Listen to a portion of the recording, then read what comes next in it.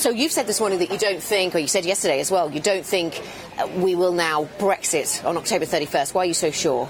Well, look, there's no chance we're leaving on October 31st. Essentially, the government has lost control of events, and what needs to happen is to have a general election. There could be a deal.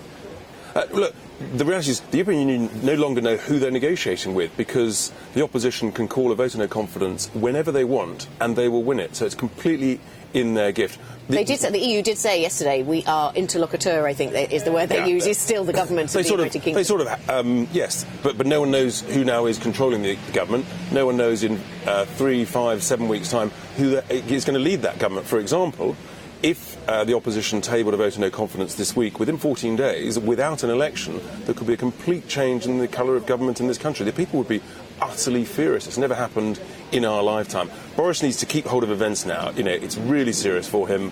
Our view is that he should table a quick bill and say, we want a general election. The earliest that could be is in the first couple of weeks of November.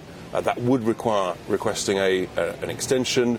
But you know, we've got to get we've got to get this resolved. The only way you can resolve it now is with the people. That quick bill, though, how would he get that through? I mean, the Fixed Term Parliaments Act means that he needs the support of the Labour Party to call a general election out of sequence. Yes, so the Fixed Term Parliament Act would require a 2/3 majority, but if he tries to pass a bill through the House of Commons and the House of Lords, that only requires 50 plus 1%. Does he even have that? Well, I think in that scenario, he's challenging Parliament. He's saying, look, we're basically deadlocked.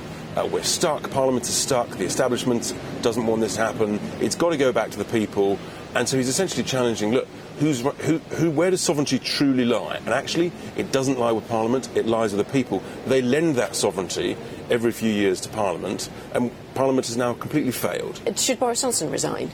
Look, I think he should resign as he should consider resigning as a show of leadership, as a show of strength. Because if he doesn't, he'll be just buffeted around like a cork in a bath by the opposition, who will literally sort of play with him almost like a puppet. So you do think he should resign? I think, but as a show of strength, to say, you know, we need a general election. As part of that, I will resign. I'm challenging you, the Parliament, to agree with me that we need an election.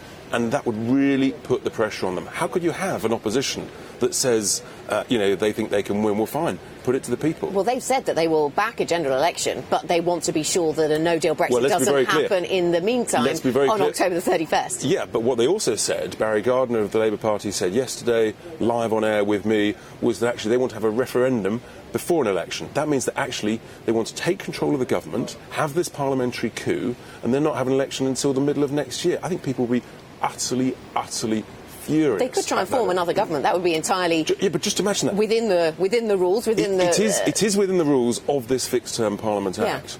But I think what people across the country would feel is, how can this happen? How can you have a change of government, complete change in colour of government, from some form of sort of centre-right government to the Conservatives to a Marxist government, right, without a general election? Well, the reason is talk about a coup. That is a proper coup. The reason is he didn't even have a majority at the time of the last election under Theresa May. You know, she didn't have a majority. She had to have a coalition with the DUP. So the reason that this is possible is because then you just get, you know, if that coalition has fallen apart, you get a new coalition attempting it, and it could be Labour. But I think the lesson that the country will work out and will learn is that there is a fundamental flaw in this Fixed Term Parliament Act, that you can have such a dramatic change in the colour of government without a general election. That's not democracy, that is a coup. We're going to hear from the Tories later. They're going to say, well, they're going to talk about what they want to happen from here. If we do see an election, what kind of deal will you do with the Tory party? We made a very open and generous deal, which is still there.